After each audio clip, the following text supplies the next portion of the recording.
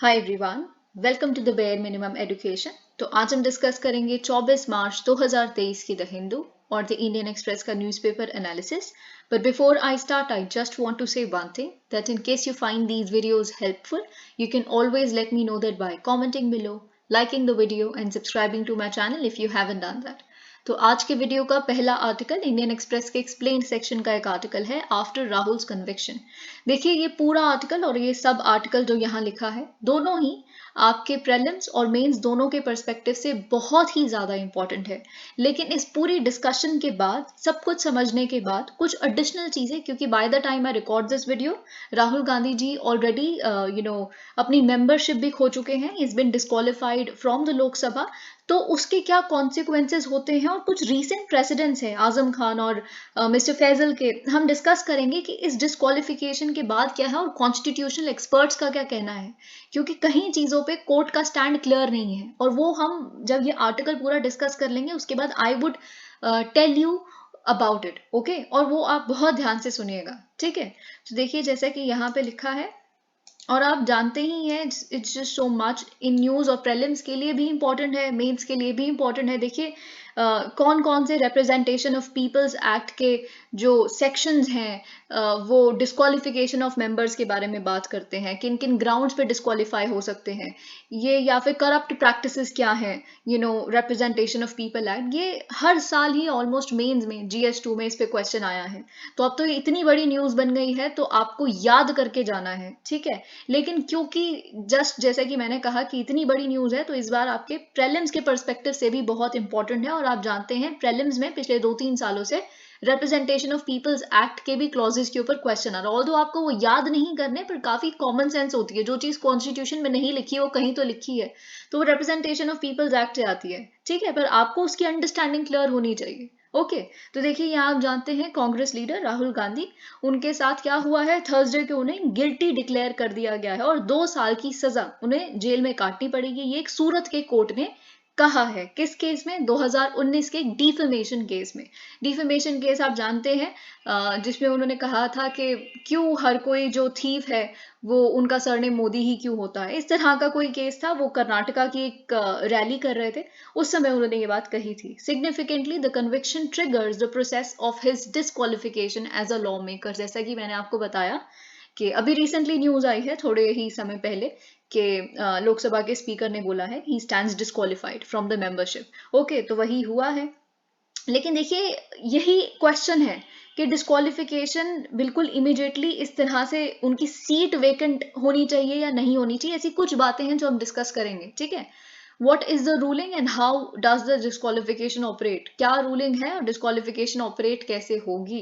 अब देखिए सूरत कोर्ट ने क्या कहा है। जो चीफ जुडिशियल मैजिस्ट्रेट हैं HH वर्मा, उन्होंने कन्विक्ट किया है मिस्टर गांधी को इन अ 2019 डिफेमेशन केस। जैसा कि मैंने आपको बताया, जब उन्होंने कहा कि why do all thieves have the name Modi, है ना, और उनको 2 साल की सजा मिली है जो उन्हें जेल में काटनी पड़ेगी अगर इसे इट स्टैंड्स ऑपरेशनलाइज्ड, ओके। तो जैसा कि मैंने बताया, ये कर्नाटका की रैली के दौरान जो लोकसभा के इलेक्शन थे 2019 के, उससे ही पहले ये बात उन्होंने कही थी, ठीक है। जैसे नीरव मोदी, ललित मोदी, नरेंद्र मोदी, तो इस तरह से उन्होंने ये चीज कही थी।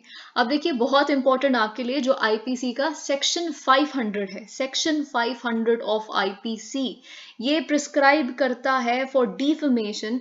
डिफेमेशन अगर आप किसी को करते हैं, ठीक है, किसी की डिफेमेशन करते हैं, तो आपको एक सिंपल इम्प्रिजनमेंट मिलती है फॉर अ टर्म जो 2 साल तक एक्सटेंड हो सकती है, यानी कि 2 साल की टर्म मिल सकती है आपको विद फाइन, या फिर दोनों ही मिल सकते हैं।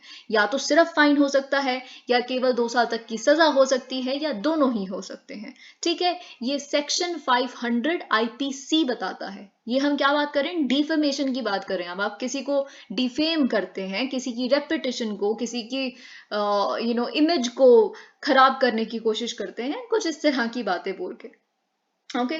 The court also approved Gandhi's bail, लेकिन ऑफ कोर्स आप जानते हैं बेल इज द राइट, है ना, bail is the rule and jail is an exception. At least जो उनको कन्विक्शन हुआ है, लेकिन ऑफ कोर्स 30 दिन की यहाँ पे उनको समय दिया गया है कि आप अपील कर सकते हैं। ऑफ कोर्स एक चीफ जुडिशियल मैजिस्ट्रेट ने अगर कोई वर्डिक्ट दी है तो इट कैन बी अपील्ड, और बहुत सारे लेवल्स हैं अभी तो, ठीक है। इसके बाद आप एक डिस्ट्रिक्ट कोर्ट पे जाएंगे, इसके बाद और ऊपर आप हाई कोर्ट पे जाएंगे गुजरात के, फिर उसके बाद आप सुप्रीम कोर्ट जा सकते हैं। तो of course there are a lot of levels, ठीक है। तो लेकिन ऑफ कोर्स तब के लिए आपको, तब तक के लिए बेल दे दी गई है, क्योंकि आपने ₹15,000 की रूप में जमानत रखी है, श्योरिटी रखा है। सो गुड इनफ, आपके पास 30 दिन है, तो 30 दिन के लिए आपके सेंटेंस को भी सस्पेंड किया जा रहा है, आप जेल में अभी नहीं आएंगे, you go on an appeal. Okay, why does Gandhi face disqualification? अब देखिए, disqualification of a law maker is prescribed in 3 situations. Now this is very very important.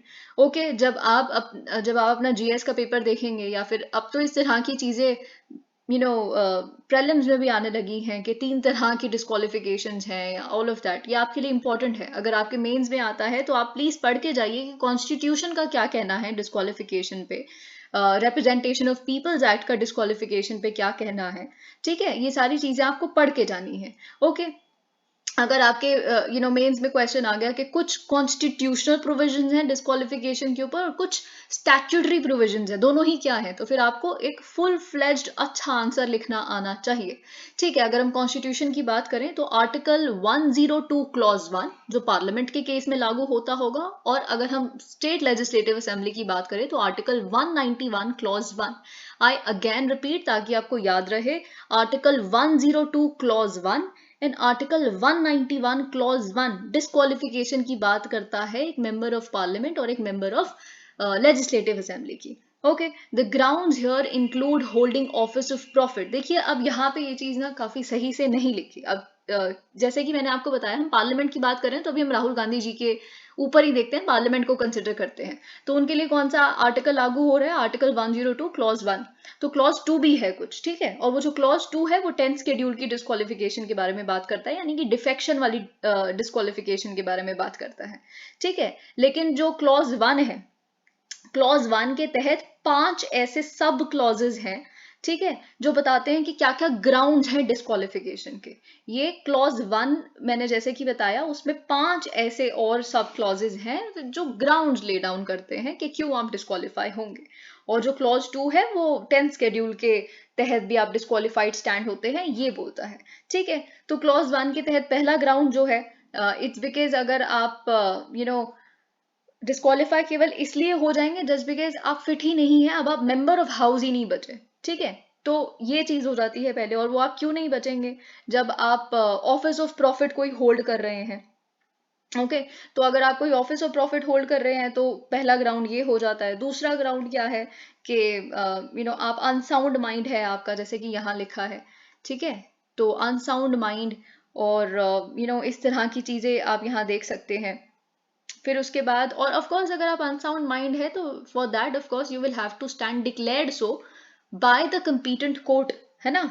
और फिर उसके बाद एक और ग्राउंड है अनडिस्चार्ज इंसॉल्वेंट, जो आप यहाँ पढ़ सकते हैं। इंसॉल्वेंट है यानी कि आप ऑलमोस्ट बैंकरप्ट हो चुके हैं, और फिर आपके ऊपर बैंकरप्सी की वजह से लीगल प्रोसीडिंग्स भी शुरू हो चुकी हैं। यही तो डिफरेंस होता है इंसॉल्वेंसी और बैंकरप्सी के बीच में। फिर उसके बाद एक और ग्राउंड है अगर आप सिटीजन ही नहीं बचते, ठीक है। तो ये तो 4 ग्राउंड यहाँ लिखे हैं, office of profit, unsound mind, और या फिर आप इंसॉल्वेंट हैं या सिटीजनशिप ही नहीं है। जो ई है यानी कि article 102 clause 1 and sub clause ई, यानी कि 5वां जो ग्राउंड है वो ये है, अगर तो आप डिस्क्वालीफाई हो जाते हैं by any law made by the parliament. अगर आप पार्लियामेंट ने कोई ऐसा लॉ बनाया हुआ है जिसके तहत you stand disqualified, hence you will be disqualified also under article 102 clause 1। I hope आप मुझे समझ पा रहे हैं, क्योंकि यही ई वाला जो सब क्लॉज है जो यहाँ मेंशन नहीं है, इसी के तहत आज उन्हें अपना लोकसभा से डिस्क्वालिफिकेशन मिला है। क्यों? क्योंकि जिस पर्टिकुलर लॉ के तहत, लॉ मेड बाय पार्लियामेंट के तहत वो डिस्क्वालीफाई हुए हैं, वो रिप्रेजेंटेशन ऑफ पीपल्स एक्ट 1951 ही है, which is of course made by parliament. उसके तहत डिस्क्वालीफाई हो जाएंगे तो स्पीकर 102 आर्टिकल के तहत डिसाइड करेंगे और कहेंगे कि आप यहां भी डिस्क्वालीफाई हो गए, ठीक है। तो ये चीज बेसिकली आज हुई है। I hope you are able to understand these things. The second prescription, जैसे कि मैंने आपको बताया कि ये क्लॉज 2 की बात करता है, 10th शेड्यूल, अगर आप डिस्क्वालीफाई तब भी हो जाते हैं अगर आप डिफेक्शन करते हैं तो। ओके, तो और साथ ही में यहाँ पे हमने ये सारी बातें देख ली। अब हम देख लेते हैं रिप्रेजेंटेशन ऑफ पीपल्स एक्ट के बारे में भी। इसमें भी डिस्क्वालिफिकेशन के बारे में बताया गया है अगर आप कन्विक्ट हो जाते हैं क्रिमिनल केसेस में, ठीक है। What does the RPA say? There are several provisions जो डील करता है डिस्क्वालिफिकेशन के साथ RPA के तहत।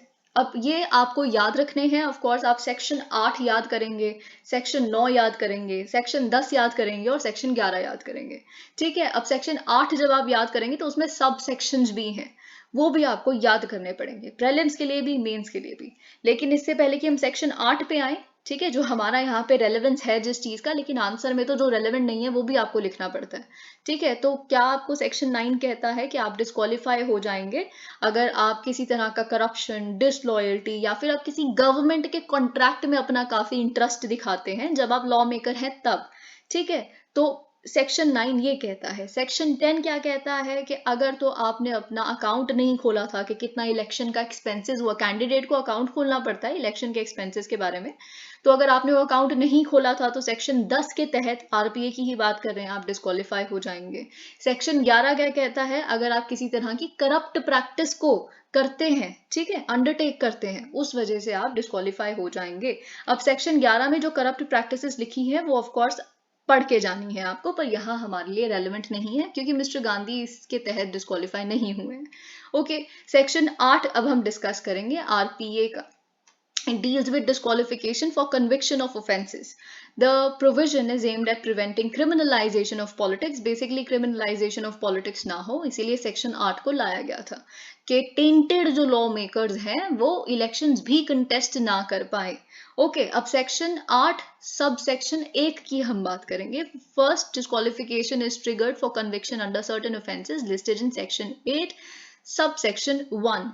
ओके, तो ये सब सेक्शन 1 क्या कहता है कि अगर आप एनमिटी प्रोवोक कर रहे हैं या प्रमोट कर रहे हैं दो ग्रुप्स के बीच में, रिलीजन के बेसिस पे, कास्ट के बेसिस पे, किसी तरह का ऐसा आप ब्राइबरी करते हैं, है ना, यानी कि आपने घूस खाई है, या फिर आप अनड्यू इन्फ्लुएंस इलेक्शन के दौरान अपना करने की कोशिश कर रहे हैं कुछ कह के, या फिर आप कह रहे हैं कि you will get say 25 pizzas for your family, just giving a crude example, अगर आप हमारे लिए वोट करेंगे तो जानबूझ के आप इन्फ्लुएंस कर रहे हैं कि वो अगर असल में वोट अगर किसी को करना चाहता है उसको ना करके आपको करेगा, है ना। ये सारी चीजें सेक्शन 8 सब सेक्शन 1 के तहत लिखी हुई हैं, ठीक है। अगर हम बात करें senior Samajwadi party leader Azam Khan, उन्होंने अपने उत्तर प्रदेश की जो मेंबरशिप खोई है असेंबली की, तो वो जो अक्टूबर 2022 में ही हमने बहुत डिटेल में केस डिस्कस किया था, तो उनको सेक्शन 8 सब सेक्शन 1 के तहत ही डिस्क्वालीफाई किया गया था।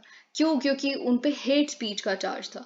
ओके, तो ये चीज आपको पता होनी चाहिए। लेकिन अभी हमने राहुल गांधी जी का केस तो यहाँ हमें कहीं नहीं दिखा, क्योंकि जो डिफेमेशन है वो यहाँ फॉल नहीं करती, सेक्शन 8 सब क्लॉज 1 में फॉल नहीं करती। अब हम आते हैं section 8 sub clause 2. It also lists offenses that deal with hoarding or profiteering, adulteration of food or drugs, and for conviction and sentence of at least 6,000. अगर देखिए सेक्शन 8 सब सेक्शन 2 क्या कहता है कि आप अडल्टरेशन करते हैं ड्रग्स की, फूड की, किसी इस तरह की चीज में, या फिर आप कन्विक्ट हो जाते हैं 6 महीने तक के किसी केस में, है ना, किसी केस में, यानी कि डाउरी प्रोहिबिशन एक्ट के तहत आप डाउरी लेते हैं, इस तरह की चीजें of course section 8 sub section 2 के तहत प्रोहिबिट की गई हैं। अब आते हैं सेक्शन 8 क्लॉज 3 या सब सेक्शन 3, ये क्या कहता है, अ person convicted of any offence. अब देखिए हमें यहाँ पे भी राहुल गांधी जी का डिफेमेशन वाला ग्राउंड नहीं मिला, तो कहीं तो मिलेगा, लेट्स सी, क्योंकि ये चीज मैं आपको बता चुकी हूँ कि आरपीए ही वो एक्ट है जो पार्लियामेंट ने बनाया है जिसके तहत वो कन्विक्ट हुए हैं, और क्योंकि वो कन्विक्ट हुए हैं इसीलिए अब डिस्क्वालीफाई हो गए हैं स्पीकर के द्वारा, आर्टिकल 102 क्लॉज 1 के तहत, ठीक है। तो यहाँ पे हम section 8 clause section 8 sub section 3 देखेंगे, तो a person convicted of any offence and sentenced to imprisonment for not less than 2 years shall be disqualified from the date of such conviction and shall continue to be disqualified for a further period of 6 years since his release. ये section 8 sub clause 3 जो है ना, यानी कि sub section 3, ये applicable है राहुल गांधी जी के case में, क्योंकि वो कन्विक्ट भी हुए हैं एक ऑफेंस के, और जो उनको इम्प्रिजनमेंट हुई है वो 2 साल से कम की नहीं हुई है, 2 साल की हुई है। और साथ ही में इसीलिए वो डिस्क्वालीफाई हो जाएंगे, ठीक है। और from the date of such conviction, यानी कि कल अगर कन्विक्ट हुए थे फॉर एग्जाम्पल, तो कल के कल ही उनकी डेट आप समझ सकते हैं कि कल के कल ही उनकी जो सीट है वो वहां से डिस्क्वालीफाई हो गए। ओके, तो और साथ ही में यहाँ पे एक और चीज लिखी है कि जब देखिए अगर मैं राहुल गांधी जी का ही केस लूँ तो 2 साल वो जेल में रहेंगे एग्जाम्पल, ठीक है। फिर जिस दिन वो निकलेंगे उसके और 6 साल तक वो इलेक्शंस नहीं कंटेस्ट कर सकते, ठीक है, इस सेक्शन के तहत।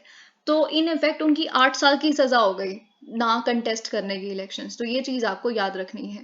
How does the disqualification operate? अब डिस्क्वालिफिकेशन होती कैसे है आप जानते हैं। देखिए आपसे बिल्कुल डायरेक्टली मेंस में ये पूछा जा सकता है कि lily Thomas case on disqualification क्या था। इट्स वेरी इंपॉर्टेंट, ओके, आपको पढ़ के जाना है। How does the disqualification operate? The disqualification can be reverse. अब देखिए डिस्क्वालिफिकेशन को रिवर्स किया जा सकता है अगर एक हायर कोर्ट है वो ग्रांट कर they stay on the conviction, okay, या फिर decide the appeal in favour of the convicted law maker. यानी कि अभी जैसे मैंने आपको बताया सूरत के कोर्ट के बाद ये जा सकते हैं आगे डिस्ट्रिक्ट कोर्ट के पास, है ना, फिर उसके बाद गुजरात हाई कोर्ट।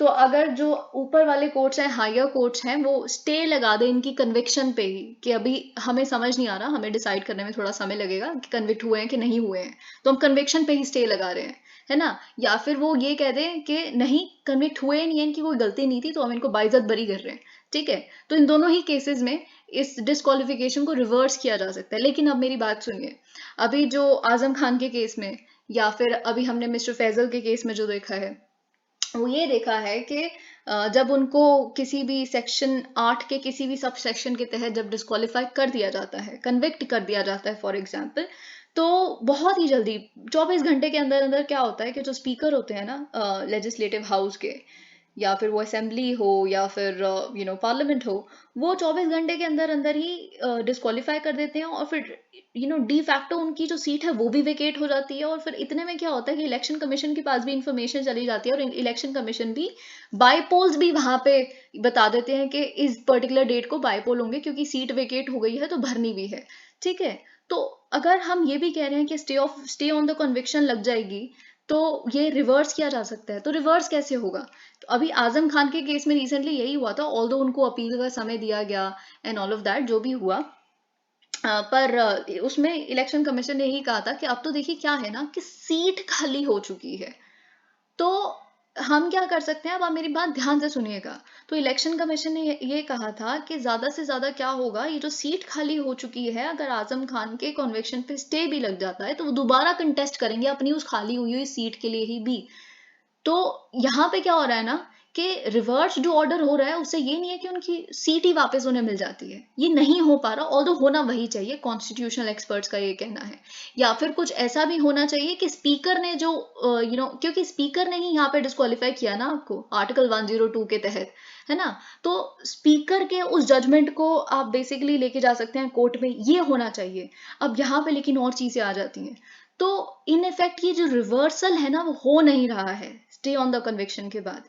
इस तरह की चीजें हमने देखी है या हमें अभी पता नहीं है कि हो सकता है या नहीं हो सकता, मे बी ये केस एक प्रेसिडेंट सेट करे, ओके। तो ये बात आपको पता होनी चाहिए। तो एक बार वेकेट हो गई सीट ना, तो वेकेट होने के बाद नोटिफिकेशन आ गई और फिर उसके बाद बाईपोल्स की भी डेट आ गई, तो फिर कुछ नहीं हो सकता, वो आपकी सीट चली गई, चाहे आपको बाइज्जत बरी क्यों ना। अभी तक तो यही हो रहा है, ऐसा कहीं लिखा नहीं है, होना ये नहीं चाहिए ऐसा कॉन्स्टिट्यूशनल एक्सपर्ट्स कहते हैं, but let's see what happens. there's very little clarity on it. In a 2018 decision in Lok Prahari versus Union of India, the Supreme Court clarified that the disqualification will not operate from the day of the stay of conviction. Okay, day of the by the appellate court, okay, this is not very important, अभी हम आगे यहाँ देखेंगे तो हम discuss करेंगे। Significantly the stay can not merely be a suspension of sentence. Okay, देखिए क्या है कि सस्पेंशन ऑफ सिंटेंस नहीं हो सकता, स्टे ऑन कन्विक्शन होना चाहिए कि हमें यही अभी श्योर नहीं है कि कन्विक्ट भी है कि नहीं है, ठीक है। सेंटेंस पे कि जस्ट बिकॉज जेल नहीं जाएंगे कन्विक्ट तो है, वो नहीं, स्टे ऑन कन्विक्शन होना चाहिए, ठीक है। ये बात हमें पता है।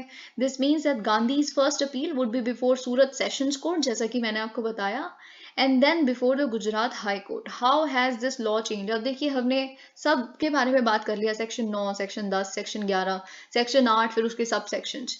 अब लेकिन सेक्शन 8 का एक सब सेक्शन और था जो आप जानते हैं. यहाँ पे आता है लिली थॉमस केस. ठीक है, सेक्शन 8 सब सेक्शन 4 जो ये कहता था कि डिस्क्वालिफिकेशन सिर्फ 3 महीने बाद ही टेक करेगी, ऑपरेट करेगी. डिस्क्वालिफ यानी कि अगर आज आप कन्विक्ट हुए हैं तो 3 महीने तक आप डिस्क्वालीफाई नहीं होंगे.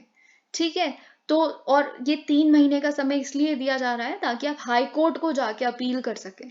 ठीक है, लेकिन ऑफ कोर्स फिर जब लिली थॉमस केस आया 2013 का, lily Thomas versus Union of India, उन्होंने कहा कि देखिए सेक्शन 8 सब सेक्शन 4 जो है वो अनकॉन्स्टिट्यूशनल है. तो आपके प्रीलिम्स में अगर एक स्टेटमेंट लिखी है, which of the following statements with respect to disqualification of an MP are correct, और फिर उसमें एक स्टेटमेंट ये है, in the landmark 2013 Lily Thomas versus Union of India case, section 8 sub clause 4 of RPA was declared unconstitutional. That's true, क्योंकि आप India की judicial system को जानते हैं कि आपने 3 महीने बाद अपील किया, फिर उसके बाद आपने और आगे अपील किया, फिर और 3, तो वो लटका रहेगा कितने सालों तक. इतने में तो पता नहीं बंदे की जिंदगी कितनी है उसके बाद, है ना. तो आई hope you understand my point. इस वजह से इसको डिक्लेयर कर दिया गया था अनकॉन्स्टिट्यूशनल. ऐसे तो पूरी जिंदगी वो रह ही सकते हैं ऑफिस में, है ना. What is Supreme Court's Lily Thomas verdict which impacts Rahul Gandhi case? अब Rahul Gandhi's disqualification process as MP will be impacted by this particular case. इसीलिए अब हमें इसे डिस्कस करना है.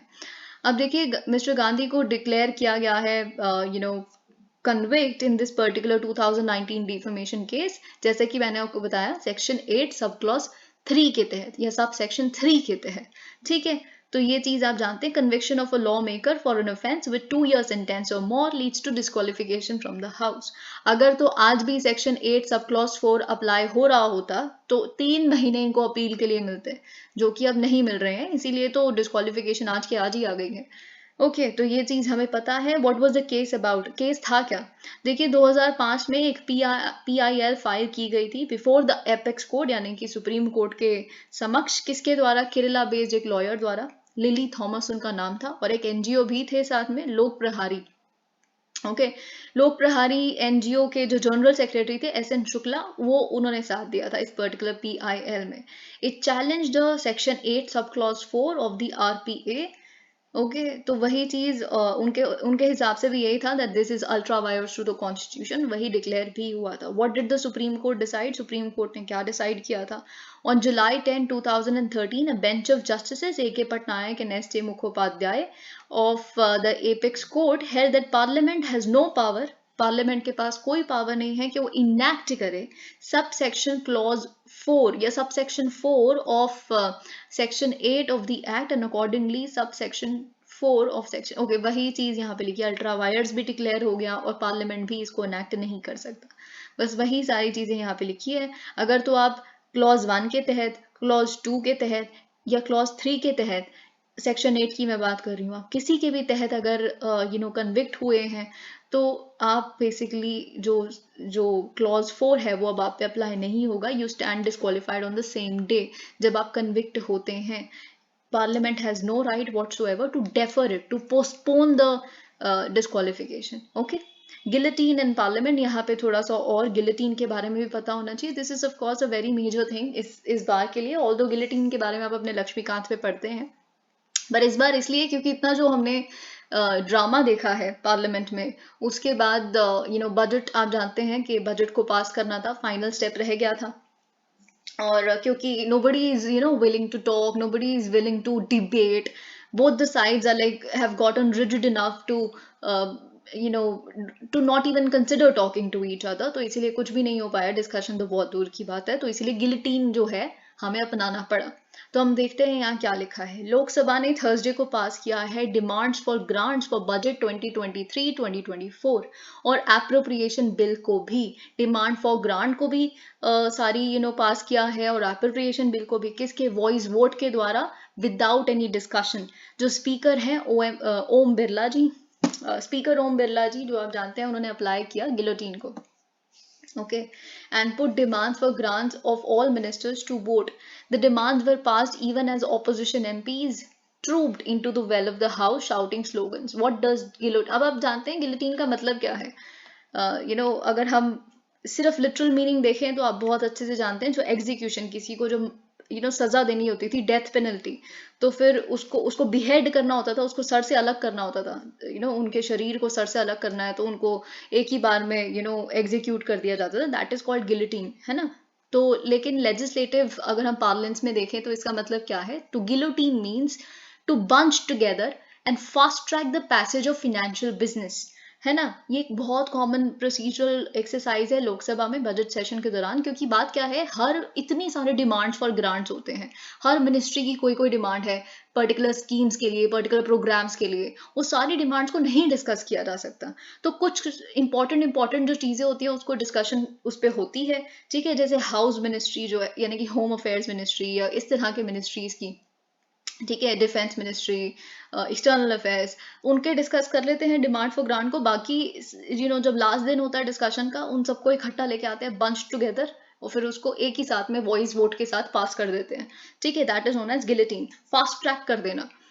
Okay, after the budget is presented parliament goes, अब आप जानते हैं जब बजट प्रेजेंट किया जाता है, ठीक है, तो बजट जब प्रेजेंट हुआ तो 3 हफ्ते के लिए फिर रिसेस में चला जाता है पार्लियामेंट, प्रेजेंट करने के बाद। अब 3 हफ्तों में क्या होता है, जो स्टैंडिंग कमिटीज है ना, वो सारी डिमांड्स फॉर ग्रांट्स को एग्जामिन करती हैं कि इस पर्टिकुलर प्रोजेक्ट के लिए इतनी डिमांड फॉर ग्रांट आई है ना, तो वो सही भी है कि नहीं है, पिछला रिकॉर्ड चेक करते हैं कि ये स्कीम कब से चली आ रही है, कितना दिया जाता है, क्या efficiency and all of that, ये सारी चीजें चेक होती हैं, ठीक है। और फिर उसके बाद ये जो स्टैंडिंग कमिटीज हैं इस 3 हफ्ते के टाइम में रिपोर्ट्स प्रिपेयर करती हैं, और फिर उसके बाद पार्लियामेंट 3 हफ्ते बाद दोबारा रीअसेंबल होता है, और जो बिजनेस एडवाइजरी कमेटी है हाउस की, वो ड्रॉ करती है पूरा स्केड्यूल कि अच्छा कैसे कैसे किस किस दिन किस किस डिमांड फॉर ग्रांट पे डिस्कशन होनी है।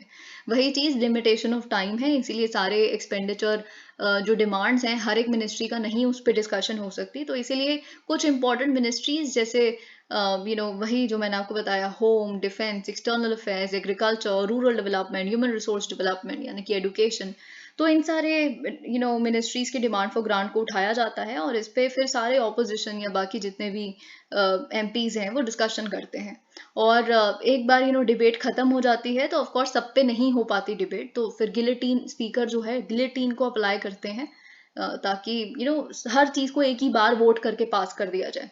This usually happens on the last day, जो डिस्कशन के लिए रखा जाता है बजट सेशन में। The intention is to ensure timely passage of the finance bill, making the completion of the legislative exercise with regard to the budget. अब क्या होता है कि जो बजट की एक्सरसाइज है वो लोकसभा में खत्म हो जाती है, फिनेंस बिल पास हो गया, राइट। तो जैसे फ्राइडे को आज होना है, तो फिनेंस बिल पास हो गया तो लोकसभा का काम खत्म, अब राज्यसभा के पास चला जाता है। फिर राज्यसभा तो बहुत कुछ वैसे ही नहीं कर सकती इस पे। What India is doing to eliminate TB by target year 2025. Now this is going to be very important for you, क्योंकि आप जानते हैं mister Modi is to address the whole nation on this particular issue, and this is very very relevant क्योंकि बहुत सारी vaccines की बात हो रही है। इनफैक्ट आज अगर आप आज का द हिंदू देखेंगे तो उसके फ्रंट पेज पे भी there's this article जिसमें जॉनसन एंड जॉनसन के पेटेंट के बारे में बात की जा रही है टीबी के एक ड्रग के ऊपर, ठीक है। तो हम देखेंगे क्या क्या चीजें वहां लिखी हैं, और इसीलिए इट्स वेरी रेलिवेंट कि आप जो भी कुछ यहाँ लिखा है वो आप समझें और याद करें। With India setting the target of eliminating tuberculosis, आप जानते हैं कि पूरे वर्ल्ड का ग्लोबल टारगेट क्या है, 2030, है ना। तो 2030 तक सबने सोचा है कि हम एलिमिनेट करेंगे टीबी को, लेकिन हमने 5 साल पहले का टारगेट रखा है, ठीक है। 5 years ahead of the global target, 2025 तक हमें बेसिकली टारगेट को अचीव करना है। तो इसीलिए हम बहुत कुछ कर रहे हैं। अगर हमें 5 साल पहले ये चीज अचीव करनी है तो we are rushing into things, हम नई वैक्सीन के बारे में सोच रहे हैं। अभी अगर 6 महीने लगते हैं या 2 साल तक का समय लगता है तो हम ऐसा सोच रहे हैं कि कोई दवाई ऐसी बन जाए जो 3 महीने में ठीक कर दे टीबी को, या ऐसा कुछ भी, है ना। और बहुत सारी चीजें कि कैसे फंड किया जा सकता है, अडॉप्ट हो रहे हैं बहुत सारे टीबी पेशेंट्स को, बहुत लोग अडॉप्ट कर रहे हैं। Entrepreneurs are helping in the testing capacity, है ना। नए नए टेस्ट आ रहे हैं, टेस्ट की एक्सेसिबिलिटी बढ़ रही है, अफोर्डेबिलिटी बढ़ रही है ना। Community is also providing a lot of nutritional support to patients, so lot is happening इस 5 साल पहले वाले टारगेट को पूरा करने के लिए। तो इसीलिए फ्राइडे यानी कि world TB day, prime minister Narendra Modi will address the one world TB summit, और साथ ही में वो बहुत सारे इनिशिएटिव्स को भी अनाउंस करेंगे जो हमारी कंट्री को हेल्प करेंगे to meet the 2025 target. Okay, how many TB cases are detected each year. अभी देखिए, आप जानते हैं कि सबसे ज्यादा पूरे वर्ल्ड में जो केसेस आ रहे हैं टीबी के, वो भारत से ही आ रहे हैं। So we are the largest contributor to global TB cases, ये बात आप जानते हैं, ठीक है। लेकिन जो नंबर है, इट डेफिनेटली इज डिक्लाइनिंग। 2021 का अगर हम नंबर देखेंगे तो वो कम है पहले नंबर से, पिछले सालों के। तो अभी भी हम लार्जेस्ट कंट्रीब्यूटर तो हैं ही। खैर, तो अगर आपके प्रीलिम्स में ये चीज लिखी है that India stands to be the largest contributor to the global TB cases, that's true. The incidence of TB new cases detected through the year reduced by 18% in 2021 over the. अब देखिए, आप यहाँ पे देख सकते हैं इंसिडेंस, किसी भी डिसीज का इंसिडेंस, ये चीज मैं आपको पहले भी बता चुकी हूँ। उसका मतलब क्या होता है? इंसिडेंस मतलब कितने नए केसेस आए हैं इस पर्टिकुलर साल में। नए केसेस को हम इंसिडेंस कहते हैं। Incidence of a disease is the new cases you detect. Okay, तो वैसे ही इंसिडेंस ऑफ जो टीबी है, इट रिड्यूस्ड बाय 18% इन 2021 अगर हम 2015 की बेस लाइन से कंपेयर करें तो, ठीक है, dropping to 210 cases per lakh population from 256 cases per lakh population according to the global TB report 2022। Okay, the incidence of, अब देखिए, आप जानते हैं कि टीबी के केस में ड्रग रेजिस्टेंट भी टीबी होता है।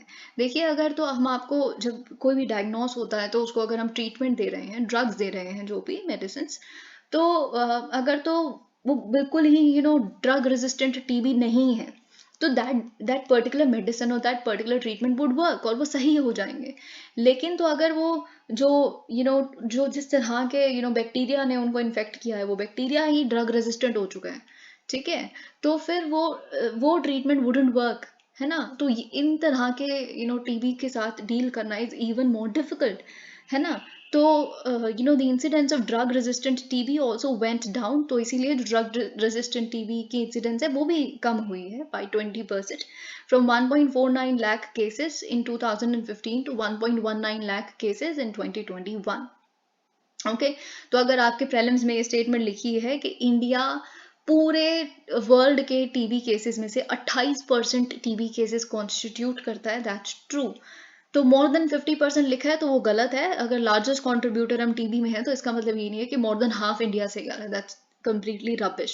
अगर ऐसी स्टेटमेंट लिखी है तो, जो हो सकती है बिल्कुल। The reporting of TB cases, the actual number of people who get diagnosed. अब देखिए, बात ये है कि डिसीज की इंसिडेंस कितनी है, ये वो फाइन इनफ, पर एक्चुअली रिपोर्ट कितना हो रहा है, कितने लोग डायग्नोस हुए हैं, तो सरकार के पास उसकी इंफॉर्मेशन जा रही है, ठीक है। तो जो भी कुछ अवेलेबल है सरकार की तरफ से वो उनको करवाया जा सके। तो रिपोर्टिंग एक बहुत बड़ा, आप कह सकते हैं कि इंडिकेटर है दिखाने में कि कैसे, कितना इफेक्टिव ये कंट्री वर्क कर रही है एक पर्टिकुलर चीज के अगेंस्ट। तो reporting has definitely improved. The actual number of people who get diagnosed and treated also improved during 2021 with 21.3 lakh cases detected as compared with 18.05 lakh in 2020. The 2021 numbers however are lower than, अब देखिए 2019 pandemic से पहले काफी ज्यादा reporting हो रही थी, उससे तो थोड़ा कम है, बट फाइन इनफ। ओके, आप जानते हैं ये सारा डेटा कहाँ से आ रहा है? सरकार के निक्षय पोर्टल से। तो निक्षय पोर्टल, अगर आपके सिर्फ इतना सा ही आर्टिकल भी आ सकता है, इतना सा ही क्वेश्चन भी आ सकता है। The Nikshay portal is associated with the reporting of which particular disease, so it's about tuberculosis, okay, which helps in real time reporting of new cases। अब देखिए, निक्षय पोर्टल में चाहे वो गवर्नमेंट हॉस्पिटल्स में डायग्नोसिस हुआ है, चाहे वो प्राइवेट हॉस्पिटल्स में, डेटा हर स्रोत से लिया जाता है। यही सबसे बड़ी अचीवमेंट है निक्षय पोर्टल की। ओके, वही सारी चीजें यहाँ पे लिखी है। Improved reporting implies that infection is detected. Reporting का मतलब इन्फेक्शन डिटेक्ट हुआ है, डिटेक्ट होगा तभी तो ट्रीट होगा आगे, ठीक है। और जितना जल्दी डिटेक्ट होगा उतना ज्यादा लोगों को स्प्रेड ना हो, हम वो बचा सकते हैं। What is India doing to achieve its target? हम क्या कर रहे हैं? ऑफकोर्स, अगर 5 साल पहले टारगेट अचीव करना है तो हम क्या क्या कर रहे हैं जानना बहुत जरूरी है। The government has taken several steps including looking for cases actively। अब देखिए, आप जानते हैं जो vulnerable communities हैं, है ना, या फिर जो कोमॉर्बिड पॉपुलेशन है, जैसे जिनको अगर डायबिटीज भी है या किसी और तरह का ब्लड प्रेशर या इस तरह की जो भी डिसीजेज हैं, ठीक है, तो उनके केसेस में हम क्विकर स्क्रीनिंग और इस तरह की उनको प्रोटेक्ट करना, we are working on it. Okay, ये सारी चीज़ें यहाँ लिखी है। The pandemic has led to improved access. अब देखिए, ये बहुत बड़ी बात है कि पैंडेमिक के साथ साथ, क्योंकि यही जो किट्स थी ना, यही जो टेस्ट थे, CB net and true net, ये आपको याद रखना है। ओके, तो ये बेसिकली यही टेस्ट थे जो कोविड-19 के समय पे भी हम यूज़ कर रहे थे। तो इनकी एक्सेसिबिलिटी बढ़ गई, क्योंकि ये टीबी के लिए भी यूज़ होते हैं। Okay, at present there are 4,760 molecular diagnostic machines available जो almost हमारी country के हर एक district में है। The government has also implemented the universal drugs acceptability. अब now this is very important. वही चीज़ यहाँ पे पहले क्या होता था, और ये आपके प्रीलिम्स के पर्सपेक्टिव से बहुत इंपॉर्टेंट है। पहले क्या होता था, अगर कोई भी पेशेंट है ना, हमने डायग्नोस किया तो हमें पता चला कि इनको टीबी है, तो पहले उनको हम फर्स्ट लाइन ट्रीटमेंट दिया करते थे, यूजुअल ट्रीटमेंट जो एक इंसान को शुरुआती समय में देनी चाहिए, जिससे हमें लगता है ठीक हो जाएगा अगर वो ड्रग रेजिस्टेंट टाइप का टीबी नहीं है तो, है ना। तो फिर अगर वो वाली ट्रीटमेंट, वो वाला ड्रग उन पे काम नहीं करता था, फिर हम जाके उनको दूसरी थेरेपी देना शुरू करते थे। हम अगर वो ड्रग काम नहीं करा तो फिर अब जाके हम उन्हें टेस्ट करते थे, अच्छा क्या इनको कहीं ड्रग रेजिस्टेंट टीबी तो नहीं है। तो सोचिए कितना समय तो इसमें ही व्यर्थ हो जाता होगा। तो अब हमने क्या करना शुरू किया है कि हम जैसे ही न्यू केसेस आते हैं ना, ऑल न्यू केसेस में ही पहले ही हम ड्रग रेजिस्टेंस का टेस्ट कर लेते हैं, ठीक है, विच इज़ गुड, ताकि टाइम वेस्ट ना हो। इतने में जो टाइम चला जाता है तो वो रेजिस्टेंट और बन जाता है, और दिक्कत आ जाती है, चीज़ें और कॉम्प्लिकेट हो जाती हैं, ठीक है। तो अगर आपके प्रीलिम्स में स्टेटमेंट लिखी है, अब ऑल न्यू केसेस में हम ड्रग एक्सेप्टेबिलिटी टेस्ट करते हैं, ड्रग रेजिस्टेंस का टेस्ट पहले ही कर लेते हैं, दैट्स ट्रू। अगर ये लिखा है कि फर्स्ट लाइन ऑफ ट्रीटमेंट हम पहले देते हैं, फिर उसके बाद ड्रग रेजिस्टेंट वो निकल आता है तो उसके बाद जाके दूसरी थेरेपी स्टार्ट होती है, दैट्स फॉल्स। अब फॉल्स है, पीछे तक तो यही हो रहा था। Last year the government also launched a community engagement. आप जानते हैं, देखिए ये आपके GS4 के लिए एक बहुत अच्छा एग्जाम्पल है कि कैसे वॉलंटरी पार्टिसिपेशन, या how can you do good to others by volunteering, या फिर आप किसी के लिए कैसे इनिशिएटिव ले सकते हैं अपने पार्ट पे। You will always have some excuse और दी अदर कि अभी हम पढ़ रहे हैं, अभी हम कमाना नहीं शुरू हुए, हम ये नहीं कर रहे। खैर, ये चीज़ तो मैं आपको कह भी नहीं रही, but if you have to help somebody out there, तो आप बहाने नहीं, आप आपको कोई ना कोई तरीका ज़रूर मिल जाएगा। एंड स्टार्ट अर्ली, क्योंकि कुछ ना कुछ एक्सक्यूज तो हमेशा रहेगा। और इस चीज़ का एग्जाम्पल हमें निक्षय मित्रास से मिलता है। निक्षय मित्रास के तहत this is a community engagement programme, जिससे आप टीबी पेशेंट्स को अडॉप्ट कर सकते हैं। अडॉप्ट करने का मतलब यहाँ है कि आप उनको मंथली न्यूट्रिशनल सपोर्ट का जितना खर्चा है वो आपको डोनेट करना होता है, उससे उनका ध्यान रखा जाता है। 10 लाख पेशेंट्स को अडॉप्ट कर लिया गया है, 71,000 निक्षय मित्रास द्वारा। What are improvements in treatment protocols. अब देखिए, हम ये भी जानना बहुत ज़रूरी है हमारे लिए कि क्या क्या ट्रीटमेंट प्रोटोकॉल्स में इम्प्रूवमेंट हुई है। देखिए, न्यूअर ड्रग्स जैसे बेडाक्यूलिन एंड डेलामानिड, ठीक है, ये आपको याद रखना है कि ये जो ड्रग्स हैं, these are associated with which particular disease, TB के साथ, ठीक है। तो ये जो ड्रग्स है ना, ये ड्रग रेजिस्टेंट टीबी के लिए काम आते हैं, उनकी ट्रीटमेंट के लिए, ठीक है। तो इनको भी बेसिकली गवर्नमेंट की जो बास्केट ऑफ ड्रग्स है, जो गवर्नमेंट की बास्केट ऑफ ड्रग्स का मतलब जिन्हें फ्री दिया जाएगा टीबी पेशेंट्स को, उसमें इंक्लूड कर दिया गया है। Okay, these oral drugs can replace, ये जो ओरल ड्रग्स हैं ये रिप्लेस कर सकते हैं इंजेक्टेबल केनामाइसिन को। अगर आप टीबी पढ़ते हैं ना, जब आप साइंस का स्टैटिक पोर्शन अगर आप पढ़ते हैं, नहीं पढ़ते तो अगर आप वैसे ही साइंस में ठीक है तो कोई दिक्कत नहीं है इतनी बड़ी, बट स्टिल अगर आप थोड़ा सा और एफर्ट अपने पार्ट पे डालते हैं तो आप पढ़ते हैं सब कुछ कि फर्स्ट लाइन ऑफ ट्रीटमेंट, फिर कैसा टेस्ट होता है, फिर केनामाइसिन है जो इंजेक्टेबल ड्रग है। तो केनामाइसिन के लेकिन बहुत सारे साइड इफेक्ट्स हैं, जैसे बहुत सीवियर किडनी प्रॉब्लम्स, इनफैक्ट सुनने की क्षमता चली जाना, ऐसी बहुत सारी चीज़ें इसके साइड इफेक्ट्स हमें दिखे हैं। तो ठीक है, अगर ये जो ओरल ड्रग्स हैं ये कम्प्लीटली इसको रिप्लेस कर सकते हैं, गुड इनफ, और रिप्लेस कर सकते हैं बात हमें पता है, और इसको अगर गवर्नमेंट फ्री प्रोवाइड कर रही है तो एक्चुअली वेरी गुड।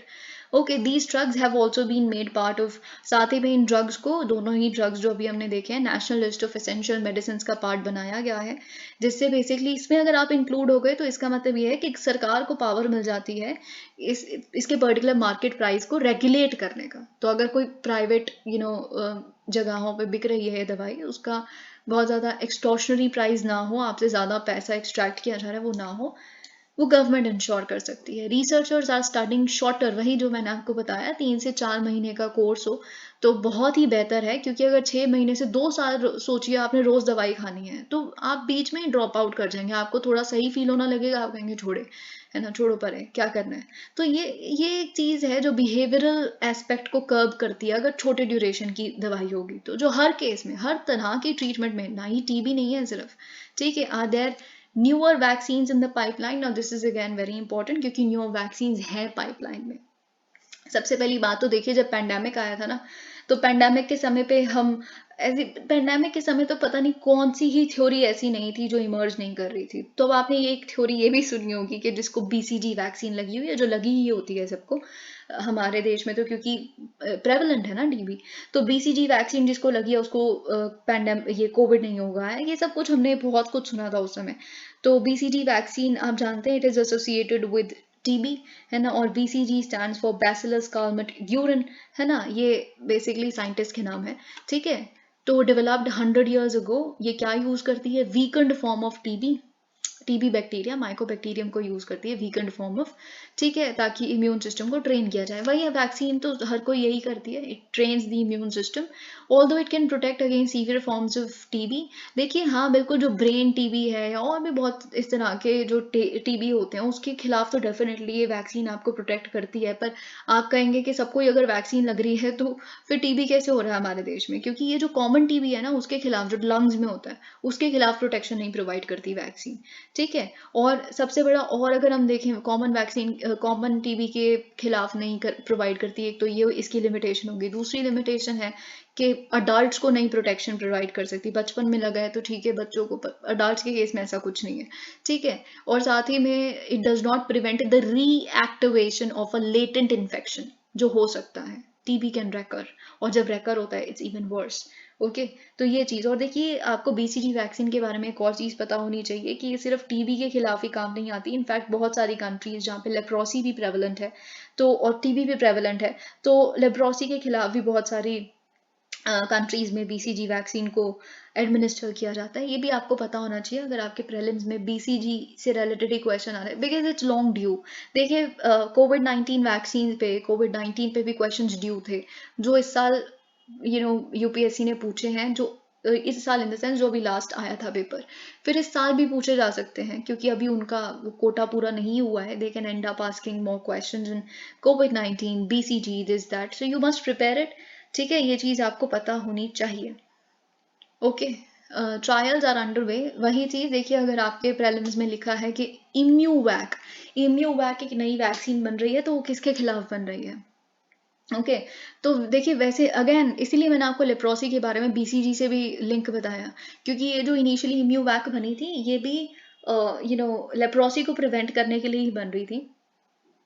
और इसको बेसिकली माइकोबैक्टीरियम इंडिकस प्राणी को यूज करके ही बनाया गया है। एंड इट हैज एंटीजेंस, जो आप जानते हैं एंटीजेंस क्या होता है? जो भी एक पैथोजन होता है ना, उसका वो वाला पोर्शन जिसके खिलाफ हमने एंटीबॉडीज डेवलप करनी है, वही वाला पोर्शन हम ले लेते हैं और वैक्सीन बना देते हैं उसकी, ठीक है। तो हमने बेसिकली, आप जानते हैं इसमें जो एंटीजेंस लिए हुए हैं वो लेप्रोसी और टीबी बैक्टीरिया दोनों के खिलाफ काम करेंगे।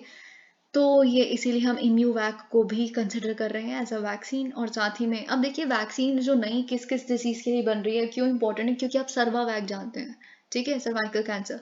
तो ये कुछ they are so much in news that it is important. Researchers are also testing a vaccine candidate VPM-1002, जो एक recombinant form of BCG vaccine है, modified to express the TB antigens better, okay. तो ये चीज़ यहाँ हमें पता चलती है। अब देखिए यहाँ पे हम वही देख लेते हैं पहला आर्टिकल, क्योंकि मैं आपको बता ही रही थी तो it's important. India rejects J&J's attempt to extend patent on TB drug. जैसे कि मैंने आपको बताया, तो जो पेशेंट्स हैं जो वाइडर एक्सेस चाहते हैं to this crucial anti TB drug bedaquiline, जिसके बारे में मैंने आपको बताया, तो उनके लिए एक जीत हुई है, क्योंकि जॉनसन एंड जॉनसन ने ये अटेम्प्ट किया था कि वो अपनी monopoly on manufacturing this particular drug को एक्सटेंड कर सकें बियॉन्ड जुलाई 2023, क्योंकि जुलाई 2023 में उनका जो प्राइमरी पेटेंट है वो एक्सपायर हो रहा है मैन्युफैक्चरिंग पे। अब अगर तो जो हमारा इंडियन पेटेंट ऑफिस है वो इसको एक्सटेंड कर देता बियॉन्ड जुलाई, तो फिर इनकी मोनोपोली बनी रहती और जो जेनेरिक ड्रग मैन्युफैक्चरर्स हैं वो इसकी जेनेरिक फॉर्म्स नहीं बना पाते, एक्सेसिबिलिटी कम हो जाती। अब क्योंकि इन्होंने इसको नहीं एक्सटेंड किया है तो जेनेरिक जो मैन्युफैक्चरर्स हैं वो बेडाक्यूलिन के जेनेरिक फॉर्म्स बना पाएंगे, जिससे चीपर और वाइडर एक्सेस होगा इस पर्टिकुलर ड्रग का। आप जानते हैं ये चीज़ मैं आपको बता चुकी हूँ, जो multi drug resistant TB patients होते हैं मोस्टली, है ना, उनको ये डिलीवर किया जाता है बेडाक्यूलिन। ठीक है, तो डेलामेनिड भी जैसा भी आपने देखा। तो वैसे अगर आप देखें तो ये टैबलेट्स हैं, दे आर प्राइस्ड एट $400 पर 6 month treatment course which is huge. Okay, और आप जानते हैं टीबी, अब खैर ये एक बहुत बुरी बात भी है, मिसनोमर भी है, I can't really go into that, पर इसे पुअर मैन्स डिसीज भी कहा जाता है टीबी को। यूजुअली जो काफ़ी माल नरिश्ड या किसी तरह की दिक्कतें जो गरीब हैं उनको ये इफेक्ट करता है। और आप सोचिए अगर वो ड्रग रेजिस्टेंट टीबी है ना, तो उनके केस में तो $400 बहुत ज़्यादा बड़ी बात है उनके लिए। ठीक है, तो इसीलिए इट्स गुड कि इसका वाइडर एक्सेस मिले। अब देखिए बाकी दो छोटे से आर्टिकल्स हैं, यहाँ और कुछ है नहीं है। One conviction for unsafe sewer work so far, government tells panel। अब देखिए क्या है, मैं आपको पहले भी बता चुकी हूँ क्योंकि इस बार बजट में भी एक बहुत ही स्पेसिफिक मेंशन था मैनुअल स्केवेंजिंग और ये सब वगैरह का। तो आपको प्लीज़ पढ़ के जाना है। अगर कोई क्वेश्चन आपके GS4 में आ जाता है, GS1 में आ जाता है कि इट गोज अगेंस्ट डिग्निटी और इस तरह का कोई क्वेश्चन, स्केवेंजर, मैनुअल स्केवेंजर्स और ये सब वगैरह, तो आप बहुत कुछ लिख सकते हैं। आप आर्टिकल 17 के बारे में लिखिए, आप आर्टिकल 23-24 के बारे में लिखिए, आप मैनुअल स्केवेंजिंग प्रोहिबिशन एक्ट के बारे में लिखिए, आप आर्टिकल 21 के बारे में लिखिए कि right to life, liberty, dignity, है ना, ये सब कुछ आप लिख सकते हैं। फिर आप बजट के बारे में लिखिए, स्पेसिफिकली उनके रिहेबिलिटेशन की एलोकेशन की गई और ये सब कुछ आप लिख सकते हैं। ठीक है, it's so much into news कि आपको ये पढ़ के ही जाना है। दिस इज़ वेरी इंपॉर्टेंट, ये मैं आपको बहुत बार बता चुकी हूँ। The union government has informed a parliamentary, तो यूनियन गवर्नमेंट जो है उन्होंने एक पार्लियामेंट्री स्टैंडिंग कमेटी को इन्फॉर्म किया है कि देखिए 616 केसेस आए थे, FIRs यानी कि हमने रजिस्टर की थी, जिसमें कॉन्ट्रैक्टर जो थे उन्होंने सेफ गेयर प्रोवाइड नहीं किया था, इक्विपमेंट प्रोवाइड नहीं की थी सीवर वर्कर्स के लिए। और ये जो ऑफ कोर्स FIR रजिस्टर हुई होगी वो मैनुअल स्केवेंजिंग प्रोहिबिशन एक्ट के तहत हुई थी उसमें, लेकिन कन्विक्शन अभी तक एक ही केस में हुई है। सोचिए 616 केसेस में से एक ही केस में कन्विक्शन हुई है। तो department of social justice and empowerment ने ये बेसिकली जस्टिफिकेशंस दी हैं या रिप्लाई दिया है किस पर्टिकुलर पार्लियामेंट्री स्टैंडिंग कमेटी के तहत, social justice and empowerment standing committee के तहत के समक्ष बेसिकली।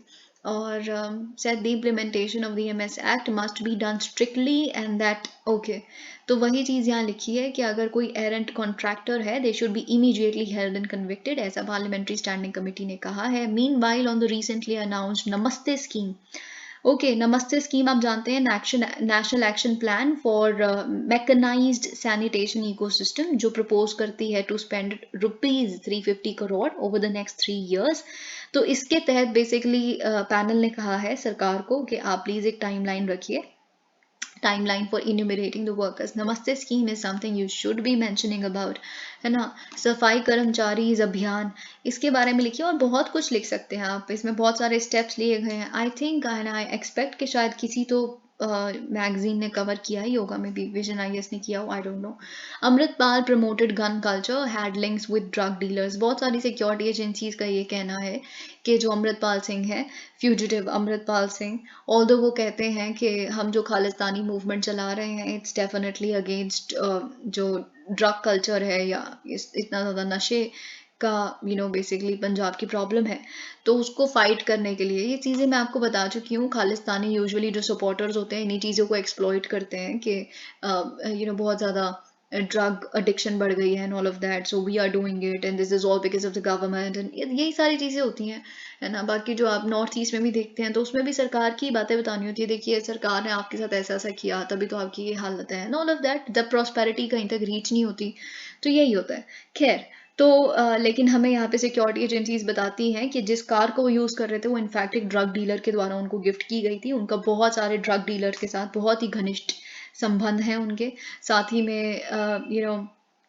दुबई में जब वो थे, क्योंकि हमें पता है वो दुबई में ही रहे थे बहुत साल, तो वहाँ पे बहुत सारे ऐसे लोग थे जो काफ़ी ड्रग माफियाज हैं, जो स्मगलिंग करते हैं ड्रग्स की इंडिया में, उनके साथ उनका उठना बैठना है। फिर साथ ही में यहाँ पे और भी बातें लिखी हैं कि वो खुद को बस ऐसा रिलीजियस प्रीचर की तरह डिपिक्ट कर रहे हैं, पर उनको फॉरेन एलिमेंट्स द्वारा यहाँ पे भेजा गया है जो इंडिया के इंटरेस्ट को बिल्कुल बर्दाश्त नहीं कर सकते। Thank you so much, please like the video.